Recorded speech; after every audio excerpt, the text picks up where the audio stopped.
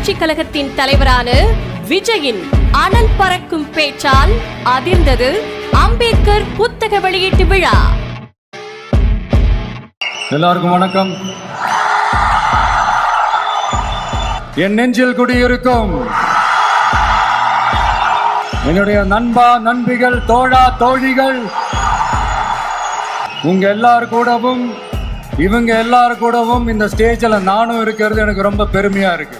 அண்ணல் அம்பேத்கர் அவர்களுடைய இந்த நூல் வெளியீட்டு விழாவில் கலந்துக்கிறது, அதுவும் இந்த முக்கியமான நாளில் கலந்துக்கிறது எனக்கு கிடைச்ச மிகப்பெரிய ஒரு வரமா நான் நினைக்கிறேன்.